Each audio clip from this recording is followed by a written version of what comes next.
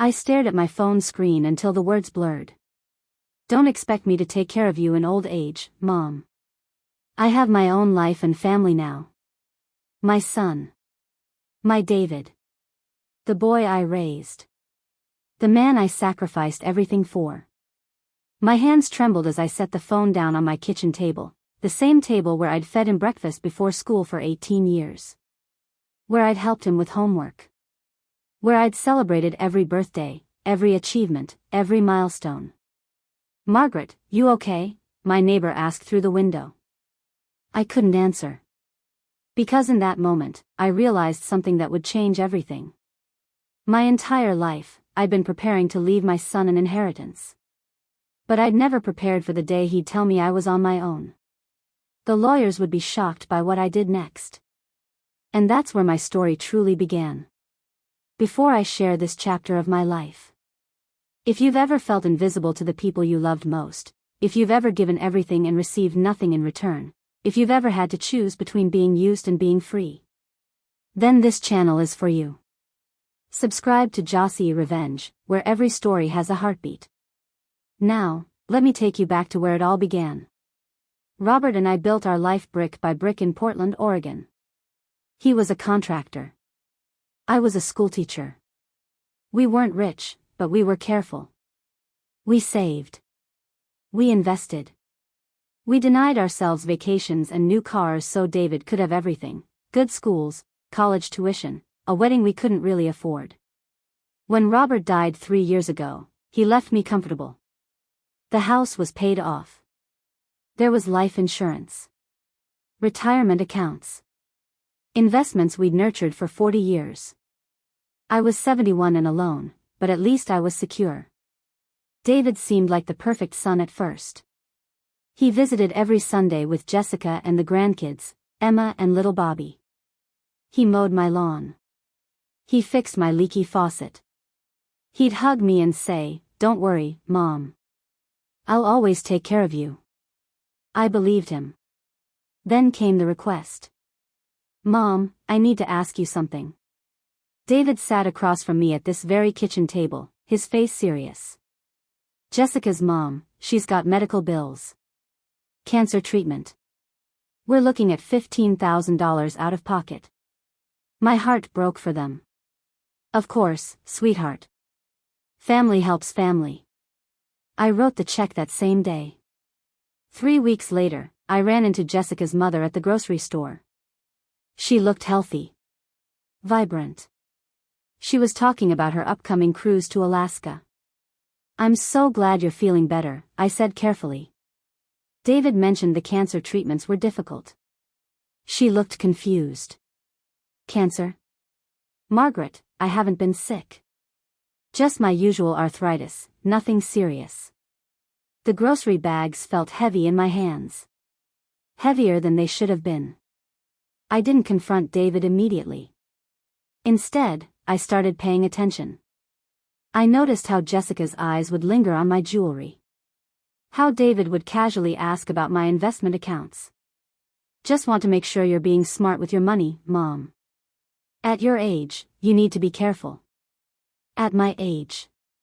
As if 71 meant I'd lost my mind. The suggestion started subtly. "Have you thought about assisted living? Some of those places are really nice. You'd have people around all the time." "I like my home," I'd say. "But what if you fall? What if something happens and no one's here?"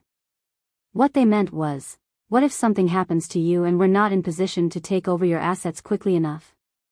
I began to see the pattern. The visits became more frequent, but shorter. Less about me, more about finances. Jessica would flip through my mail, "Just helping you sort bills, Margaret," her eyes scanning bank statements. Have you ever felt like a walking wallet to your own family? Like the only thing that mattered about you was what you could provide? It's a loneliness that cuts deeper than being physically alone. Then came David's 45th birthday. I gave him a card with $500. He barely looked at it. "Thanks, Mom." No hug. No real smile. Jessica whispered something to him. He nodded. Actually, Mom, we wanted to talk to you about something important. Your estate planning. Have you updated your will recently? I was still holding the birthday cake I'd baked from scratch. His favorite, German chocolate. My will is fine, David. But have you considered? I mean, with just you here, and us with the kids and expenses, it would make sense to maybe transfer some assets now. For tax purposes. Tax purposes. He'd rehearsed that line. I'll think about it, I said quietly. The cake sat untouched. They left 20 minutes later. That night, I sat in Robert's favorite chair and cried. Not because I minded helping my son. But because I finally understood, he wasn't asking out of love or concern. He was positioning himself for an inheritance while I was still alive. 2 months passed. David's visits became sporadic. No more Sunday dinners. Just occasional texts asking if I was doing okay financially, or if I'd thought any more about that estate planning conversation. Then my bank called about unusual activity on the joint checking account I'd set up with David years ago, just for emergencies, so he could help me if I needed it. We're seeing multiple large transfers, the representative said. We just wanted to confirm these were authorized. They weren't. David had been moving money, not huge amounts, but enough. 1,000 here, 1,500 there. Small enough that he thought I wouldn't notice. When I confronted him, he didn't even seem ashamed. Mom, you weren't using it. Jessica and I have expenses. The kids need things. We figured you'd want to help. You figured? Without asking me? You're not spending it anyway. What difference does it make? What difference does it make? My own money. Earned through years of teaching children their ABCs and Shakespeare. Saved through decades of modest living. And my son thought it made no difference whether he stole it or I gave it. I removed him from that account the next day. That's when everything changed. The text came on a Tuesday morning. I was watering my garden, the roses Robert had planted for our 30th anniversary, when my phone buzzed. David's name appeared on the screen. Mom, I need to be honest with you. Jessica and I have been talking. Don't expect me to take care of you in old age. I have my own life and family now. We can't be responsible for you. You need to make other arrangements. I read it 3 times. Each time, the words felt sharper. I sat down right there in the dirt, phone still in my hand, and something inside me shifted. For 3 years since Robert died, I'd been trying to hold on to David. Trying to be the mother he needed. Trying not to be a burden. Trying to prove I was still valuable, still worthy of his time and love. But this text, this cold, calculated message, it freed me. If he didn't want the responsibility of me, then he wouldn't get the reward of me either. I called my attorney that afternoon. Thomas Chen had handled Robert's estate. He was thorough, kind, and most importantly, loyal to me, not my son's expectations. Margaret, are you sure about this? Thomas asked after I explained what I wanted. I've never been more sure of anything. We spent 2 hours in his office. I revised everything. David was removed as primary beneficiary. The house would go to charity, a scholarship fund for children who'd lost parents, established in Robert's name. My investments would be split between 3 organizations, the local women's shelter, the food bank, and childhood literacy programs. My niece Emma, my sister's daughter who actually called me every week, who visited without asking for money, who genuinely cared, she would receive some personal items and a modest cash gift. David would get exactly what he asked for, freedom from the responsibility of me. And I would get freedom too. There's one more thing, I told Thomas. I want to make sure this will is ironclad. I don't want him to be able to contest it. We'll include a no contest clause, Thomas assured me. And we'll document everything, your mental competency, your clear intentions, your reasons. I paid Thomas's retainer fee from my personal account, the one David no longer had access to. I should have known he was still watching somehow. 3 days later, he showed up at my door unannounced. No grandkids. No Jessica. Just David, and he was angry. What did you do? He pushed past me into my living room. I saw the payment to a law firm on your bank statement. You're not on that account anymore, David. How did you? Jessica still has access to your online banking from when she was helping you. What did you do, Mom? The mask was completely off now. No pretense of the caring son. Have you ever seen someone you love transform into a stranger right before your eyes? I updated my estate planning, I said calmly. Like you suggested. What does that mean? What did you change? That's my private business. His face reddened. Private business? That's my inheritance you're talking about. Dad worked his whole life for that money. It's supposed to come to me. Your father worked his whole life for us. For our family. For our security. And now it's my money, David. Mine to do with as I choose. You can't be serious. You're going to give everything to charity? To strangers? I hadn't told him my plans. But apparently Jessica's snooping had been more thorough than I realized. You sent me a text message telling me not to expect you to take care of me. You said you have your own life and family. I'm simply respecting your wishes. That's not, I didn't mean, he was sputtering now. You can't punish me for being honest. I'm not punishing you, David. I'm freeing you. You don't want the burden of caring for an elderly mother. So you won't have it. And you also won't have the reward that comes with that burden. This is insane. You're not thinking clearly. You're old, you're alone, you're not making good decisions. I'm 71, not incompetent. We'll see about that. The threat hung in the air between us. He left without saying goodbye. I locked the door behind him and returned to my kitchen table, my thinking spot, my decision-making spot. The place where I'd fed him, raised him, loved him. And I didn't cry. For the first time in months, I felt powerful. That feeling lasted exactly 4 days. Then Jessica started her campaign. First came the calls. Margaret, David is just worried about you. We all are. Living alone at your age, making major financial decisions without consulting family, don't you think you should at least talk to us? I didn't return her calls. Then she brought the grandchildren. Emma and Bobby stood on my porch, coached and uncomfortable. Grandma, are you mad at us? Little Bobby asked, his eyes wide. My heart cracked. Never, sweetheart. I could never be mad at you. Mom said you're giving all your money away and we won't be able to go to college. Jessica stood behind them, her face a mask of false concern. See what you're doing, Margaret? You're hurting your own grandchildren. I knelt down to Bobby's level. Your education will be fine. Your parents are responsible for that, not me. But I love you, and that will never change. Jessica pulled them away quickly after that, as if my independence was contagious. The letters started arriving next. From David's lawyer. They questioned my mental competency. They suggested undue influence, that someone must be manipulating me. They demanded medical evaluations. They threatened guardianship proceedings. Thomas wasn't surprised. We knew this might happen. That's why we documented everything. Are you prepared for this fight, Margaret? Was I?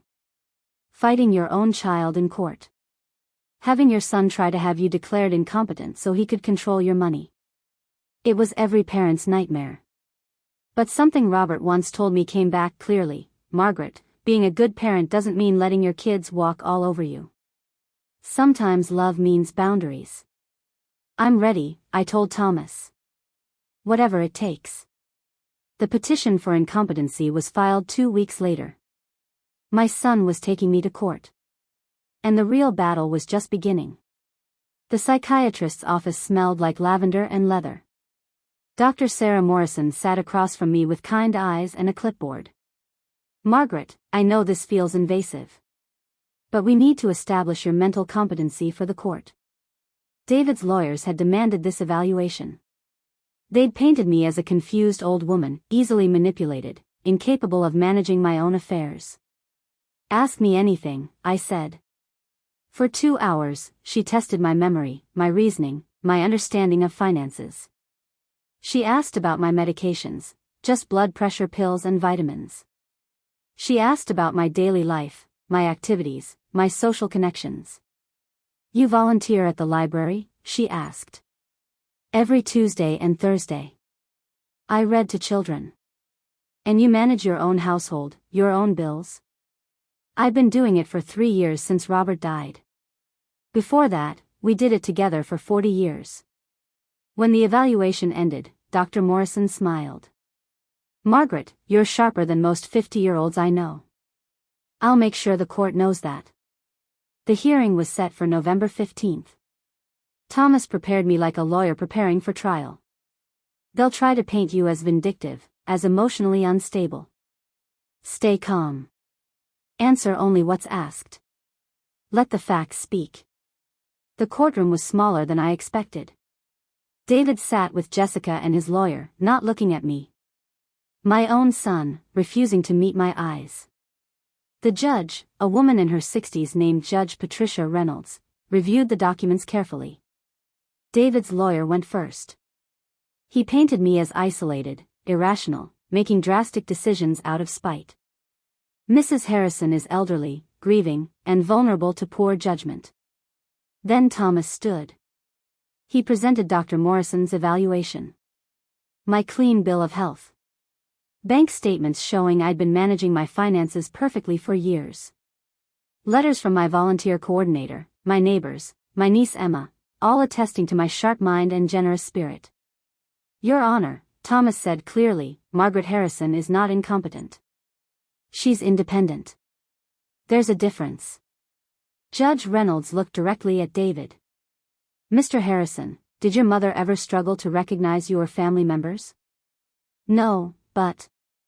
Has she forgotten to pay bills, missed appointments, shown confusion about daily tasks? Not exactly, but she's making decisions that don't make sense. Decisions you disagree with aren't the same as incompetent decisions. The judge's voice was firm. Your mother has the right to distribute her estate however she chooses. The gavel came down. Petition denied. I walked out of that courtroom with my freedom intact. David and Jessica left without a word. That night, I sat in my garden and finally let myself feel it all, the grief of losing my son, not to death, but to greed. The relief of winning. The loneliness of being right.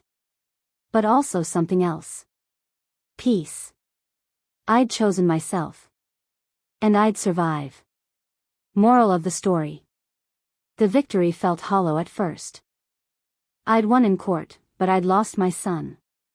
The grandchildren's visits stopped completely. Holidays came and went in silence. But slowly, I began to build a different kind of family.